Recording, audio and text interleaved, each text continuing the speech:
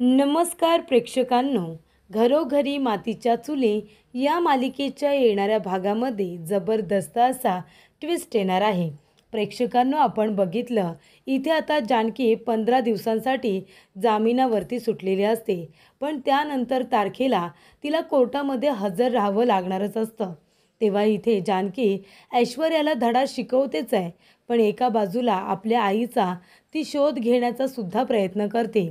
पण इथे ऐश्वर्याने लताबाईंना कुठल्या ठिकाणी आता किडनॅप करून ठेवले याचा पत्ता अजूनसुद्धा जानकीला मिळालेला नाही आहे. पण इथे तिचे प्रयत्न मात्र सुरूच आहेत.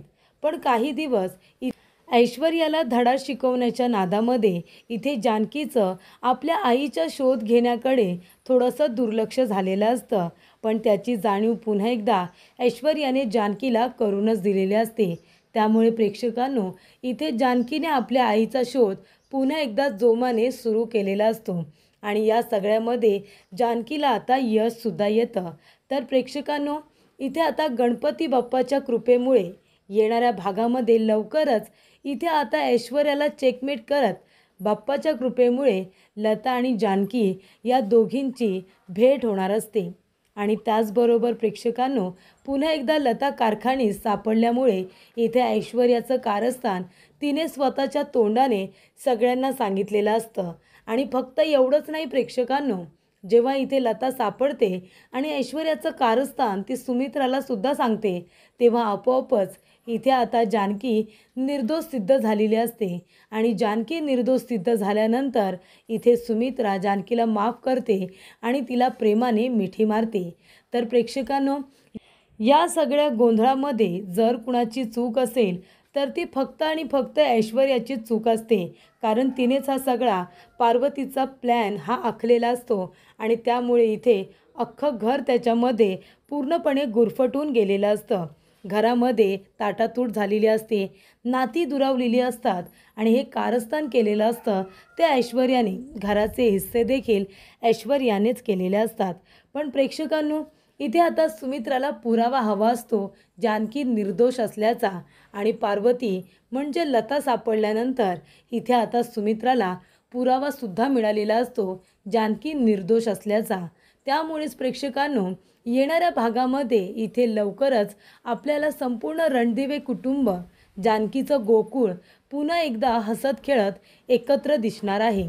तर प्रेक्षकांनो, येणाऱ्या भागामध्ये कशा पद्धतीने जानकीला लता सापडते आणि इथे जानकी आपण निर्दोष असल्याचे पुरावे देते आणि त्याचबरोबर ऐश्वर्याचं कारस्थान लता कारखानीस कशा पद्धतीने सगळ्यांना सांगते, आपण सविस्तरपणे बघूया. तर प्रेक्षकांनो, इथे आता जानकी, अवंतिका म्हणजे संपूर्ण रणदिवे कुटुंब यांनी ऐश्वर्याला धडा शिकवण्याचा जो काही प्लॅन आखलेला असतो त्यानुसार सगळेजण आता वाटचाल करतात आणि त्या पद्धतीने वागत असतात. इथे आता ऐश्वर्याला खूप राग आलेला असतो.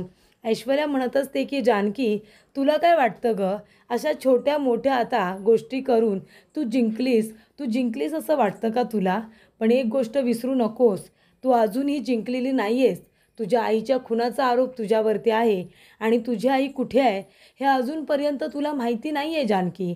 त्याच्यामुळे कोर्टामध्ये तारीख उभी राहिली ना आणि जर तुझी आई सापडली नाही तर तुला शिक्षा होणार हे मात्र नक्की. आणि तुझी आई कुठे आहे हे मी तुला कधीच सांगणार नाही आहे, असं ऐश्वर्या जानकीला म्हणते. त्यानंतर प्रेक्षकांनो, इथे जानकी म्हणते, काही जरी झालं तरीसुद्धा मी माझ्या आईला शोधून काढणारच. एक मुलगी आपल्या आईचा शोध कधीही थांबवणार नाही आहे.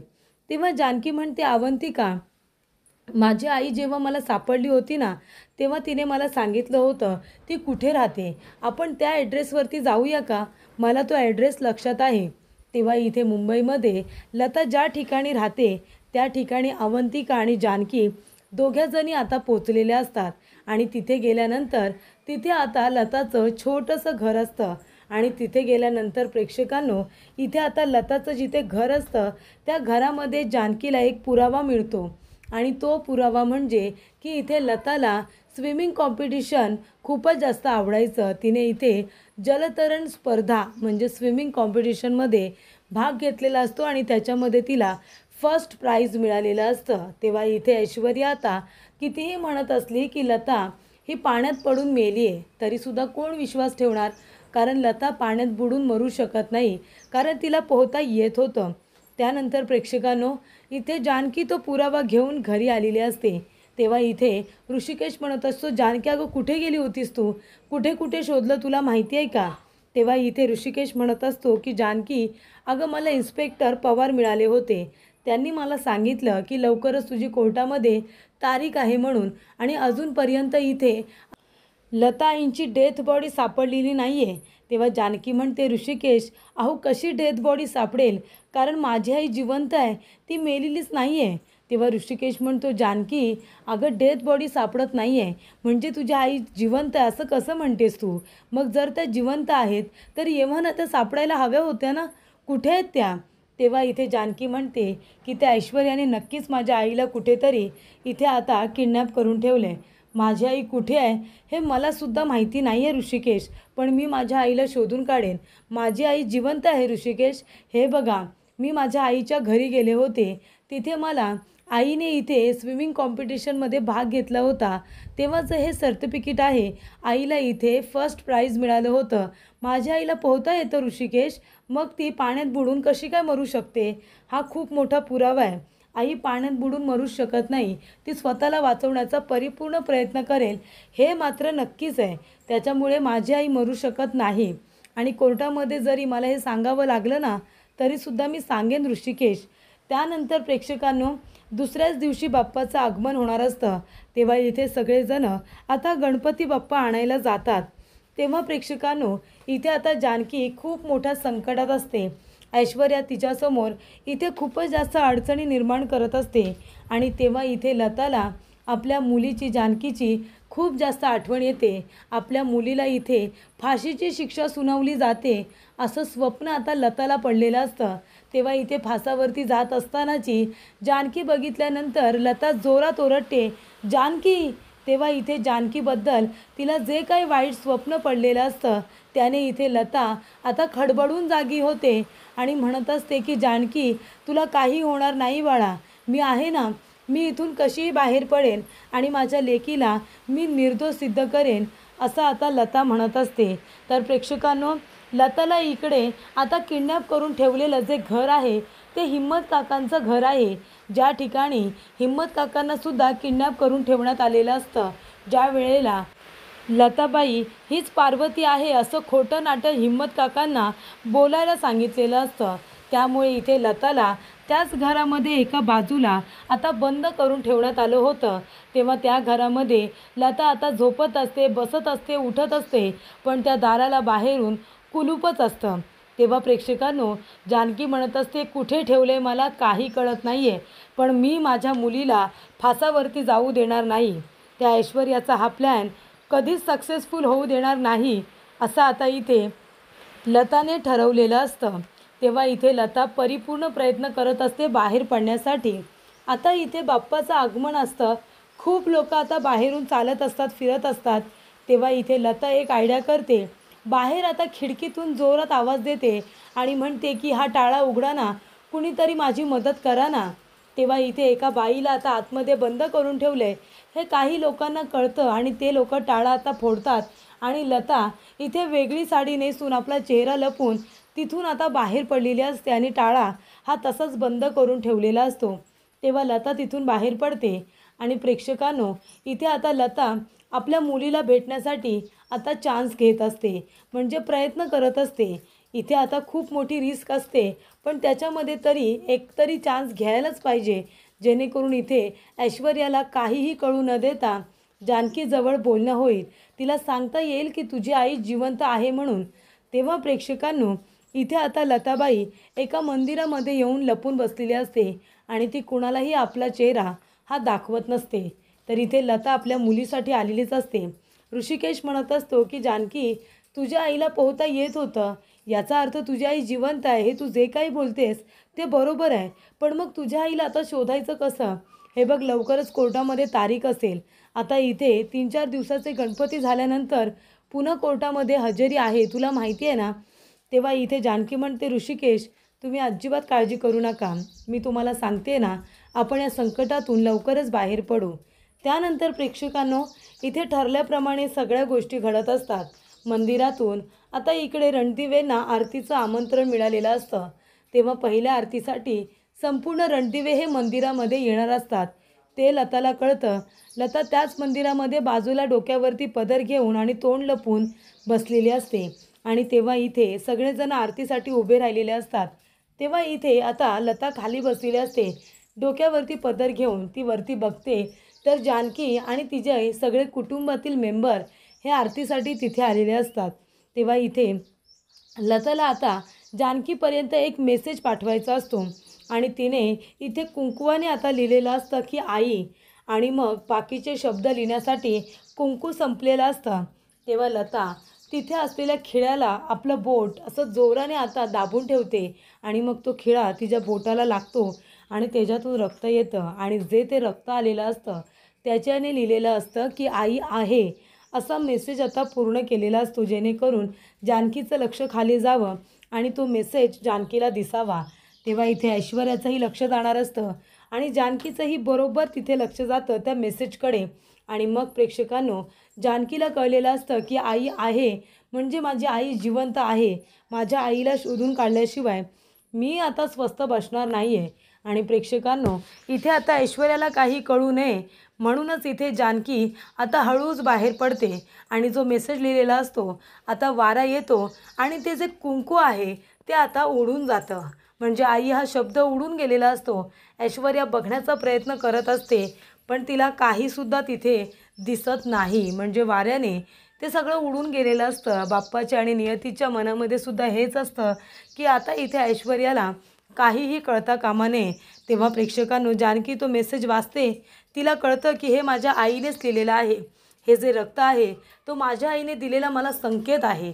म्हणजे मागच्या वेळेलासुद्धा ज्या वेळेला बांगडी दिलेली होती, बांगडीची काच होती, तेव्हा त्या बॉक्सला रक्तसुद्धा लागलं होतं. आताही देवाने तसाच संकेत दिला आहे. इथेसुद्धा माझ्या आईचं हे रक्तच आहे. तेव्हा प्रेक्षकांनो, तो मेसेज आता ऐश्वर्याने वाचला असं आपल्याला वाटतं पण नसतो वाचलेला. तो मेसेज फक्त जानकी वाचते आणि मग जानकी हळूच तिथून आता बाहेर पडते आणि आजूबाजूला बघत असते.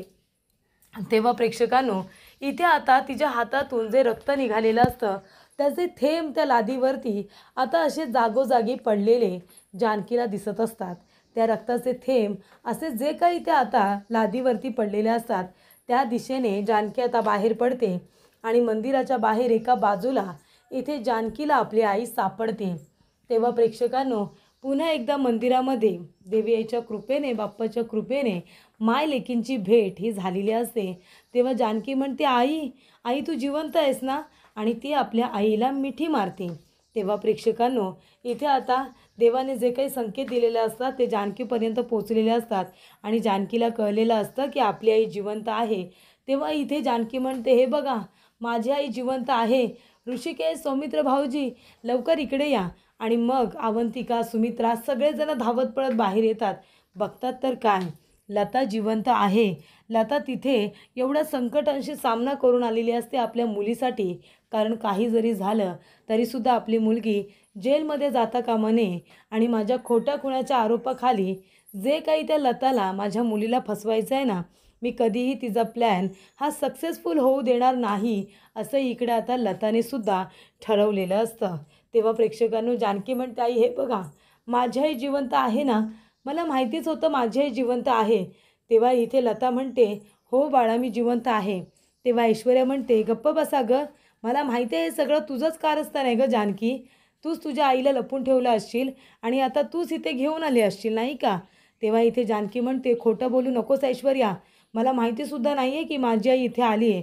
तेव्हा इथे लता म्हणत असते, काय गं ऐश्वर्या, एवढं सगळं करून सवरूनसुद्धा नेहमीप्रमाणे आरोप माझ्या लेकीवरती टाकून मोकळी झालीस गं. म्हणजे तेव्हा मला वाटत होतं की तू माझी मुलगी आहेस आणि म्हणून मी तुझ्यासाठी ह्या लताला मान्य नसताना देखील मी ह्या जानकीला खूप त्रास दिला, न कळतपणे खूपच जास्त त्रास दिला. पण आता मला माहिती आहे माझी मुलगी जानकी आहे आणि तू ज्या पद्धतीने माझ्या मुलीला त्रास दिला आहेस ना, ते तुझं कारस्थान आता मी सगळ्यांना सांगणार आहे. त्यावेळेला माझी मुलगी एकटी होती म्हणून नको तेवढे आरोप केलेस ना तिच्यावरती, खोटे नाटे. आता मी तुझ्या कारस्थानाचा जो काही पाडा आहे ना, तो सगळ्यांसमोर वाचणार आहे.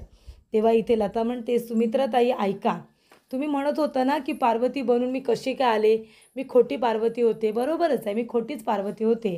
कारण खोटी पार्वती मला ह्या ऐश्वर्याने बनवलं होतं. ह्या ऐश्वर्याचं कारस्थान होतं ते सगळं. कारण या ऐश्वर्याला तुमच्या घराला तोडायचं आहे, पूर्णपणे उद्ध्वस्त करायचं आहे. आणि माझी जानकी, माझी लेक प्रत्येक वेळेला हे घर वाचवण्याचा प्रयत्न करते. जेव्हापासून ऐश्वर्या या घरामध्ये त्या तुमच्या लेकाबरोबर, सारंगबरोबर लग्न करून आली आहे ना, तेव्हापासून तिने शपथच घेतली, रणदिवे कुटुंबाला उद्ध्वस्त करणार. संपूर्ण प्रॉपर्टी तिने स्वतःच्या नावाने केले. अहो, इतकी नाटकी बाई आहे ती, आणि तिच्या नाटकाला तुम्ही खतपाणी घालता, तिच्यावरती विश्वास ठेवता. आणि माझी जानकी, जी इथे सीतेप्रमाणे निर्मळ आहे, त्या माझ्या जानकीवरती अविश्वास दाखवता. कसंच काही वाटत नाही हो तुम्हाला? तेव्हा इथे जानकी म्हणत असते, आई जाऊ दे, आईनं काही बोलू नकोस. तेव्हा लता म्हणते, का बोलू नको गं? ही ऐश्वर्या इतकी नाटके करते, इतकी नाटके कोणी करत असेल तर कळायला नको का? आणि तू प्रामाणिकपणे पोटतिडकीने सत्य सांगण्याचा प्रयत्न करतेस, तर तुलाच तिच्यासमोर गप्प केलं जातं, तुझं हसू केलं जातं. आणि हे मी माझ्या डोळ्याने बघितलं आहे. मला पार्वती म्हणून घेऊन येणारी ही तुमची ऐश्वर्या आहे, मला किडनॅप करणारी तुमची ऐश्वर्या आहे, प्रॉपर्टी लुबाडणारी तुमची ऐश्वर्या आहे, नानासाहेबांना ढकलणारीसुद्धा ऐश्वर्याच आहे, आणि तुमच्या घराचे हिस्से करणारीसुद्धा ऐश्वर्याच आहे. तुमच्या ह्या मुलावरती प्रेम नाही करत ती, फक्त तुमचं घर उद्ध्वस्त करण्यासाठी त्याची मदत घेते. त्यामुळे माझ्या लेकीवरती आरोप करण्याआधी तुम्ही तुमच्याकडे बघा आणि मग ठरवा काय बरोबर आणि काय चूक. तर प्रेक्षकांनो, इथे आता लताला पोलीस स्टेशनला घेऊन गेलं जातं आणि सांगितलं जातं की लता सापडलेली आहे. त्यामुळे जानकीवरती जे काही आरोप लागलेले असतात खुनाचे, ते आरोप फेटाळले जातात, ते आरोप आता बाजूला केले जातात. आणि इथे लता परत सापडल्यामुळे लताने स्वतःच्या तोंडूनच इथे ऐश्वर्याच्या कारस्थानाचा पाढा वाचलेला असतो. ऐश्वर्याने मला पार्वतीची डायरी दिली होती, जी डायरी तिला तुमच्या स्टोअरूममध्ये सापडली होती, आणि त्याच्यामधूनच इथे पार्वतीचं कॅरेक्टर मी अंगीकारलं होतं आणि त्या पद्धतीने मी वागत होते. मी इथून पळून जाण्याचा खूप वेळा प्रयत्न केला, पण ऐश्वर्याने मला पोलिसांची धमकी दिली. माझ्या परिस्थितीचा तिने गैरफायदा घेत तिने मला या प्रकरणामध्ये जबरदस्तीने अडकवलं, असं सुद्धा इथे आता लता सगळ्यांना सांगते. त्यामुळे इथे आता जानकी निर्दोष आहे. जानकीने काही केलेलं नाही आहे, तिने हे घर उद्ध्वस्त केलेलं नाही आहे, ते आमच्याशी खोटं बोललेली नाही आहे. या सगळ्या गोष्टी आता स्पष्ट होतात. आणि तेव्हा प्रेक्षकांनो, इथे आता सुमित्राला कळतं की जानकी निर्दोष आहे. तेव्हा ती जानकीची माफी मागते आणि म्हणते की ऐश्वर्याने कारस्थान केलं, आणि मी विनाकारण तुझ्यावरती रागवले, तुझ्यावरती चिडले, तुझ्याशी बोलणं बंद केलं, तुला सांगितलं मला आई अशी हाक मारू नकोस म्हणून. तेव्हा इथे मला माफ कर जानकी, खरंच मला माफ कर. तेव्हा जानकी म्हणते, आई तुमची काही चूक नाही आहे. जर कुणाची चूक असेल तर ह्या ऐश्वर्याची चूक आहे. ऐश्वर्या, तू सगळ्यांची माफी माग. तुझ्यामुळे आईंना खूप दुःख झालं आहे, आईंना तू खूप रडवलेस, तू पहिल्यांदा आईची माफी माग, असं इथे जानकी आता ऐश्वर्याला सांगते. त्यामुळे प्रेक्षकांनो, इथे आता ऐश्वर्याचं कारस्थान लताने सगळ्यांना सांगितलेलं असतं. आणि त्यानंतर सुमित्रा जानकीची माफी मागते, तिला माफसुद्धा करते, आणि तिला प्रेमाने मिठीसुद्धा मारते. आणि ऐश्वर्याची लवकरच आता रणदिवे घरातून कायमस्वरूपी हाकलपट्टीसुद्धा होणार आहे.